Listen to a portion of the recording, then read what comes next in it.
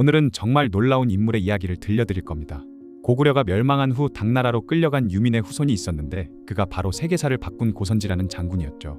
영국의 유명한 고고학자 오렐스타인은 고선지의 원정은 한니발과 나폴레옹의 업적을 뛰어넘는다고 말했습니다. 한니발과 나폴레옹이 해발 2000m의 알프스를 넘었다면 고선지는 무려 해발 4000m의 파미르 고원을 넘었기 때문이죠. 하지만 이 엄청난 인물이 결국 억울하게 죽음을 맞게 되는데요. 오늘은 고구려가 멸망한 후 당나라 장군이 된 고선지에 대한 이야기입니다. 고선지의 아버지 고사계는 고구려 멸망 후 당나라의 전쟁포로로 끌려온 인물이었습니다. 하지만 그는 굴복하지 않고 당나라 군대에서 차근차근 자신의 실력을 인정받았죠. 당시 고구려 유민들은 정말 힘든 시절을 보냈는데요.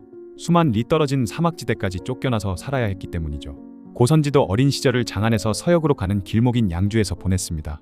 그런데 이때 당나라가 이민족 출신 장군들을 적극 활용하는 번장제도를 운영했는데 아버지 고사계가 서역의 사진에서 장군으로 복무하면서 쌓은 공로 덕분에 고선지도 20여 세의 유격장군이 될 수 있었죠. 그런데 사서에는 재미있는 기록이 나옵니다. 고선지의 용모가 말쑥하고 수려해서 무장답지 않았다고 하네요. 그래서 아버지 고사계는 아들이 너무 문약해 보이는 것을 늘 걱정했다고 하죠. 하지만 고선지는 이를 처리하는데 영민하고 도량이 넓으며 용감해서 말타기와 활쏘기를 잘했다고 합니다. 그러던 734년 고선지에게 인생을 바꿀 기회가 찾아옵니다. 아버지 고사계를 따라 쿠차로 향하게 된 거죠. 쿠차는 안서도 호부가 위치한 곳으로 천산산맥에서 흘러내린 눈 녹은 물이 만든 오아시스 도시였습니다. 북쪽으로는 투르크족 국가들, 서쪽으로는 서역 국가들, 남쪽으로는 티베트가 경계하는 당나라의 서부 최전선 군사기지였죠. 여기서 고선지는 하급장교로 시작해서 여러 전투에 참가하게 됩니다. 739년에는 서돌궐의 한 갈래인 튀르기시를 정벌하는 전투에 참가했는데요. 이 전투에서 당군은 탈라스성을 점령했는데 이때 안서절도사는 강족 계열의 부몽영찰이었죠. 그런데 이 부몽영찰이라는 사람이 나중에 고선지에게 큰 시련을 안겨주게 됩니다. 고선지가 점점 두각을 나타내자 부몽영찰은 시기심을 느꼈고 심지어 개똥 같은 고구려놈이라고 욕을 했다는 기록도 남아있죠. 그런데 747년 고선지에게 진짜 기회가 찾아옵니다. 지금의 파키스탄 북쪽 산악지대에 소발률이라는 작은 왕국이 있었는데 이 나라가 티베트와 결혼 동맹을 맺으면서 당나라를 배반한 겁니다. 이에 여러 안서절도사들이 소발률국을 공격했지만 모두 실패했죠. 티베트군이 강하기도 했지만 무엇보다 산악 전투가 너무 어려웠기 때문입니다. 이때 당현종은 고선지를 행영절도사라는 임시절도사로 임명하고 기병과 보병을 합쳐 1만 명을 주어 소발률국을 토벌하라는 명을 내린 것입니다. 그런데 문제는 쿠차에서 소발률국으로 가려면 파미르 고원을 넘어야 했는데 파미르 고원은 해발고도 4000m가 넘는 고지대였던 것이죠. 알프스가 유럽 중앙을 가로막고 있다면 파미르는 중앙아시아를 가로막고 있으며 세계의 지붕이라 불리는 곳으로 힌두쿠시 산맥과 천산산맥, 히말라야 산맥이 여기서 뻗어나가는 그런 곳이었습니다. 고선지는 군사 1만 명을 이끌고 쿠차에서 서쪽으로 향했고 오아시스 도시들을 거쳐 소르게 도착한 다음 방향을 남쪽으로 돌렸죠. 이제부터는 여름에도 얼음이 뒤덮인 만년설의 파미르 고원을 넘어야 했습니다. 추위와 고산병이 고선지와 병사들을 괴롭혔지만 고선지군은 우여곡절 끝에 결국 파미르를 넘을 수 있었죠. 파미르를 넘어서니 연운보라는 소발률국의 요새가 버티고 있었습니다. 이 요새는 가파른 산성으로 높은 암벽 위에 우뚝 서 있었고 그 아래는 질퍽거리는 습지였으며 곳곳에 목책이 쳐져 있었는데요. 가뜩이나 당시엔 우기였기 때문에 상황은 더욱 심각했습니다. 이때 티베트군은 고선지의 군사들이 지치기를 기다렸는데요. 하지만 고선지는 여기서 놀라운 작전을 선보입니다. 장수들에게 정예 병마를 선발하게 하고 1인당 3일치의 식량만 지니도록 했죠. 그리고 7월 12일 진시까지 연운보에 도착하라고 명령했습니다. 밤을 새워 진군에 방심하고 있던 적에게 기습작전을 펼치려는 계획이었던 것이죠. 그리고 고선지 군대는 밤중에 조용히 신도하라는 강을 건넜고 그렇게 순식간에 기습 공격을 감행했습니다.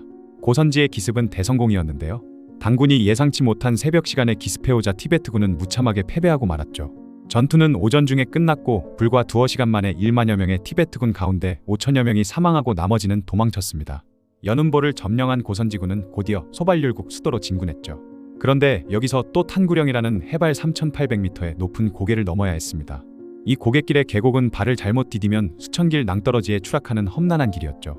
만년설이 뒤덮인 힌두쿠시 산맥의 지맥을 넘어야 했기 때문에 이 고개를 넘은 당나라 장수는 이전에 없었는데요. 그렇기에 소발률국과 티베트는 설마 당군이 저 높은 고개를 넘어올 것이라고 상상도 못하고 있었습니다. 하지만 고선지는 그 험한 고개를 넘고야 말았고 소발률국 수도 코앞에 당군이 나타나자 수령과 군대, 백성들이 깜짝 놀라 산으로 달아나 버렸습니다. 그리고 소발률국 왕과 티베트 공주는 높은 곳에 뚫어놓은 석굴로 도망갔죠. 고선지는 그곳과 티베트를 연결하는 다리를 끊어버렸는데요. 계곡이 워낙 험준해서 티베트군이 다리를 놓으려면 1년 이상 걸렸기 때문에 더 이상 기댈 곳이 없어진 소발률국 국왕은 결국 석굴에서 나와 항복했습니다. 그런데 고선지가 소발률국을 평정하자 놀라운 일이 일어났는데요. 불룸국과 대식국 등 서역 72개국이 모두 깜짝 놀라 당나라에 귀순해왔던 것이죠. 그런데 여기서 부몽영찰이 또 태클을 거는데 자신이 황제에게 보고해 이 모든 공을 자신의 공으로 만들고 싶어 했던 것입니다. 부몽영찰은 현종에게 고선지의 죄를 고하고 벌을 줄 것을 청했지만 이때 군 감독을 맡고 있던 변영성이라는 환관이 황제에게 고선지를 변호해 주었던 것이죠. 고선지가 기이한 공을 세우고도 지금 장차 죽지 않을까 걱정하고 있다는 소상한 내용을 보고했던 것입니다. 그렇게 고선지는 벌을 받지 않게 되었고 오히려 안서절도사로 승진할 수 있었죠. 그리고 이후 750년 걸수국이 티베트와 연합해서 토하라를 공격하려 하자 토하라가 당나라의 도움을 요청했고 이에 고선지는 파미르 서쪽으로 진격해 걸수국을 정벌하고 복속시키기도 했습니다. 또한 아랍과 페르시아 지역에서 아바스 왕조가 우마이야 왕조를 멸망시키고 중앙아시아 지역으로 진출했는데 이제 중앙아시아를 놓고 당나라와 이슬람 세력이 대회전을 벌일 상황이 오고야 말았죠. 당시 우즈베키스탄 타슈켄트 지역에는 석국이, 사마르칸트에는 강국이라는 나라가 있었습니다.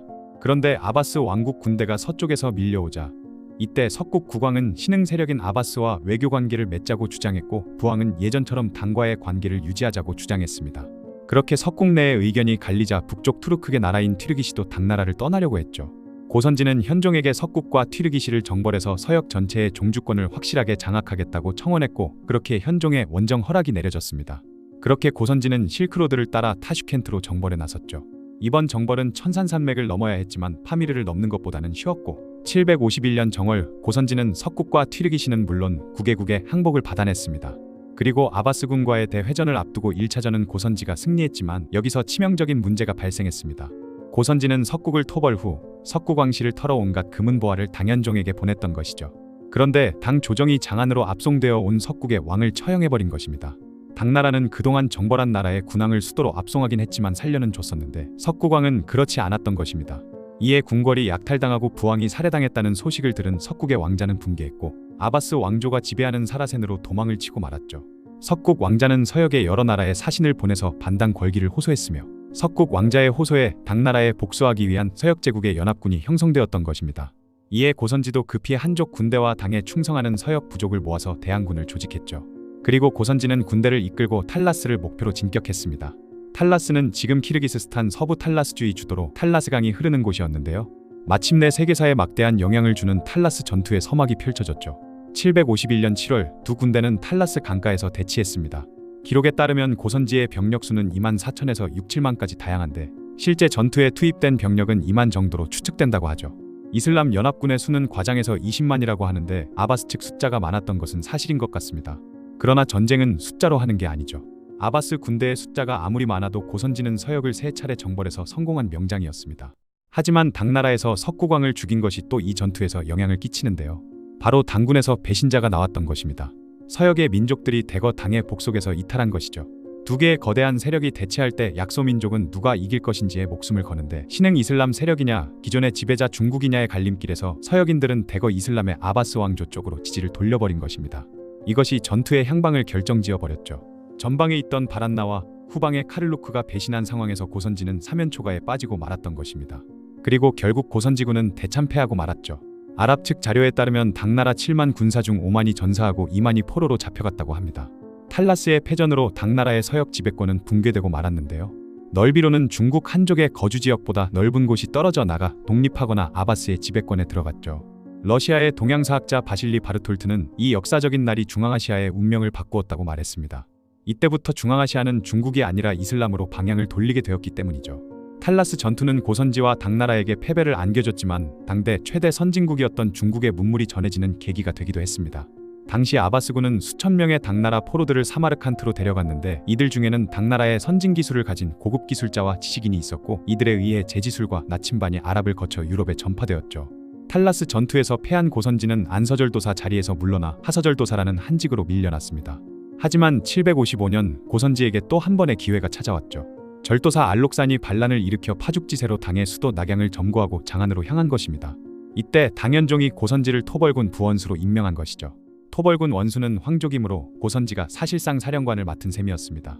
그렇게 당군 사령관이 된 고선지는 낙양과 장안 사이에 있던 동관이라는 협곡을 지켜야겠다는 생각을 하게 되는데요. 당시 당군은 기세를 올리고 있던 반란군의 진군을 저지할 여력이 없었기에 반란군이 동관을 공격할 때 지리적 이점을 활용해서 공세를 취할 요량으로 시간을 끌고 있었던 것이죠. 하지만 고선지를 늘상 따라다니던 감군 변형성이 고선지를 모함했는데요. 이에 판단력이 흐릿해져 있던 황제는 고선지에게 차명을 처하라고 명했습니다. 고선지가 죽을 때 군중들 모두가 원통하다고 크게 외쳤다고 하죠. 그렇게 고선지는 억울하게 세상을 떠나고 말았습니다. 이후 가서한이라는 인물이 당군의 총사령관이 되었고 그 역시 난공불락의 요새인 동관에서 반란군을 저지하고자 했죠. 그러나 간신 양국충이 당현종을 독촉해 군대를 이끌고 나가 싸우라 명령했고 고선지가 참수당한 사례를 떠올린 가서한은 결국 동관을 나갔다가 처참하게 대패해 당나라의 수도인 장안까지 함락당했으며 당현종은 도망치다가 애첩 양귀비까지 잃었고 자신도 반강제적으로 당숙종에게 양위하는 비참한 상태로 전락해버렸습니다.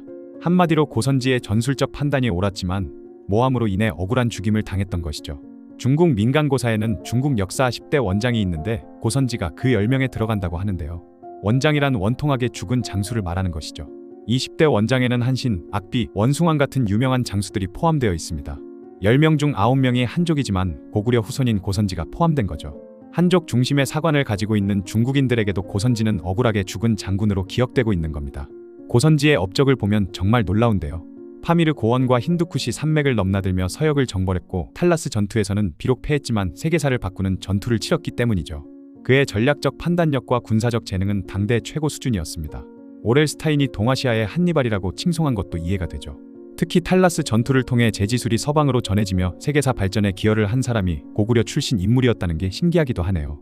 고구려 유민에서 시작해 당나라 최고 장군이 되었지만 결국 억울하게 죽음을 맞은 고선지에 대한 이야기였습니다.